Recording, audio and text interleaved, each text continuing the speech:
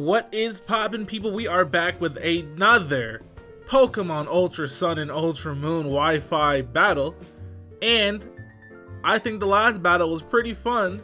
So yet again, I have decided to bring some complete and utter trash to OU, and I will continue to do so until I get bored of it. But I don't think I'll get bored of it. Now, if you saw the team preview, you've noticed something that I noticed right away. He has an Alakazam.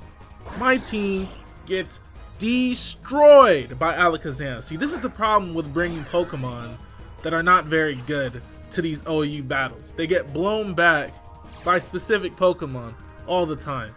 It just so happens that my opponent has a Mega Alakazam that I can basically do nothing to first. Like, he'll always get the first hit on me unless I hit him with extreme speed from my Entei. So that's kind of my game plan here. Anyways, looking at his team, I decided to lead off with Rotom, and I decided to go for Will-O-Wisp straight away because he has a lot of Pokemon that might want to switch into Volt Switch, but probably wouldn't want to switch into Will-O-Wisp.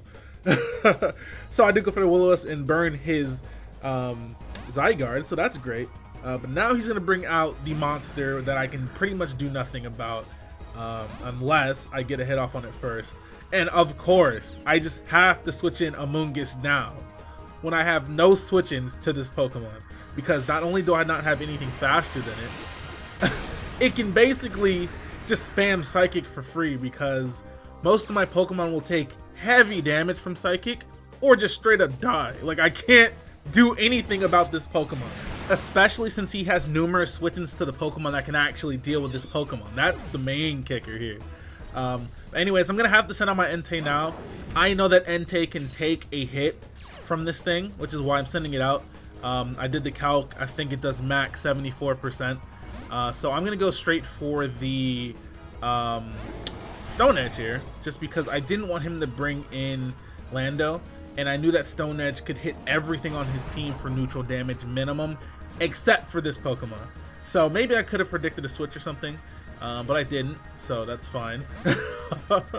I'm gonna go out to Patrick now, my Mamoswine. He's gonna go for the Outrage. It's gonna do a decent chunk despite him being burned, just because it's not like I'm, very bulky or anything. I could have killed him directly with an Ice Shard here. I probably should have, now that I think about it.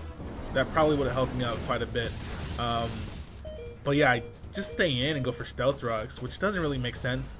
I think it's more important in this battle for me to keep rocks off the field, period. Like, it would benefit me more if rocks weren't on the field at all, rather than if we both had them up. So I really think that I should have just gone straight for the Ice Shard in hindsight, which is, easy to do. But what can you say? I'm actually going to die to my own life orb from the Ice Shard after setting up my rocks. I just really wanted to get damage on his damn Alakazam any way I could. That's why I went for the rocks and thought that was the better play at the time. But here, he's definitely not going to stay in and let me extreme speed him, and I know that he's probably going to go to Lando now that his Zygarde is dead.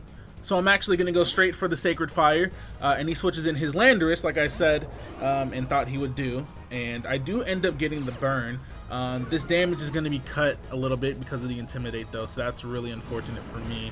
But it's not too big of a deal. I do burn his Lando. I probably should have stayed in and did it again, but I didn't want him to get up his rocks for free. See, rocks on my side of the field are really bad because I have Beedrill, Kyurem, and Entei. So I really have to prioritize getting rocks off the field, which is precisely why I shouldn't have set them up myself when I had the opportunity to kill his Zygarde, if that makes any sense. But he is going to go for the Stealth Rocks, like I said. I'm absolutely going to go for Defog here. I had the potential to kill him here, but it's just really not worth. I guess he knew for a fact that I would go for Defog as well, considering what I have on my team. So he actually just stays in and goes for U-turn. Good play on his part. And then, of course, because I have nothing for this Pokemon, of course he's going to go out to Alakazam because I can do nothing about it. So here, I have to deal with this Pokemon, man. I have to deal with this Pokemon somehow, some way. I don't know. I really wish that I fucking had something for this damn Pokemon. He's gonna go for the Psychic, of course. He's not gonna kill me. I'm actually gonna end up going for the Volt Switch maybe should have gone for the Hydro Pump, but I don't think it would have mattered considering how much Volt Switch did.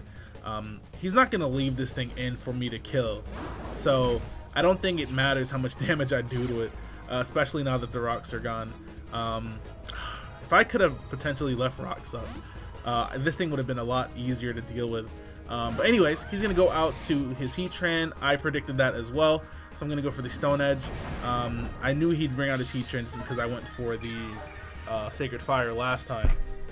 And Stone Edge does about 35-40%, I'd say. Unfortunately, I did not get a crit. I was really hoping for one. That would have given me a bunch of momentum. He's going to go for the Toxic. I'm going to go for another Stone Edge, trying to, you know, kill anything that I can. I know he has no Pokemon to resist it.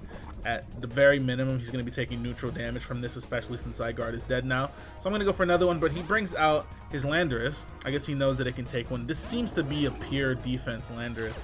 I'd say max HP, max defense, impish, probably. But yeah, I'm going to go for another Stone Edge. Does like, I don't know, 20%, I'd say, maybe. That's not enough. I really needed a lot more damage. But I'm going to have to switch out here because I don't think another Stone Edge will kill him. And I also don't want to risk missing, and I also want to get the rocks off the field if he does decide to go for those. In hindsight, might have been better to Stone Edge again. But I'm actually going to speed this part up because all we did was defog and Stealth Rock over and over again, because he knows how important Stealth Rocks are to his team, and I know how important it is that I don't have them. I really wanted to try and predict when he would use U-turn, but I didn't think that it would be a good idea for him to have gone for Stealth Rocks again, and I don't know. I had to go for defog basically because I was faster than him. So had I gone for Hydro Pump there, it really wouldn't have made a difference considering he still would have had rocks on the field and he just would have had a dead Landorus there. Here he's going to go for the Psychic. Once again, this Pokemon is very hard for me to deal with. I can't really do anything about it. I'm going to go out to my Entei now. So the Toxic was a really good play on his part because now I'm on a timer, whereas before I could just spam Extreme Speed right now or whatever the hell I wanted to. Now I can't do that because, you know, I'm poisoned. So I have to choose my moves wisely, which is why I decided to go for Extreme Speed here. I probably should have gone for Stone Edge, just considering the fact that I knew I could live a Psychic from the amount of HP I had. But he just decides to switch in his Heatran as Death Fodder, so that was a good play on his part as well. And then the unfortunate thing about this, I'm pretty sure this next turn was a roll. He sends out his Landorus. I go for Extreme Speed, okay, and I don't know if he ate his Wheaties today, but he said he lived with 6 HP. I was pissed. Not that it matters, honestly. At this point, I'm pretty sure it doesn't even matter. But it's just unfortunate because now I'm going to have to take a lot more toxic damage. And then at the end of the next turn, I won't be able to switch back into Stealth Rocks. And I really needed this Entei because he has a Celesteela on his team.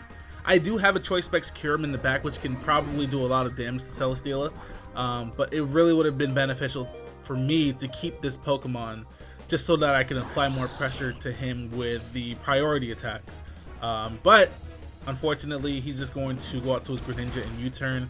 All he had to do was take a hit here. It didn't really matter if, you know, he killed me or not. He's actually going to U-turn out because he knows I'll die to poison either way.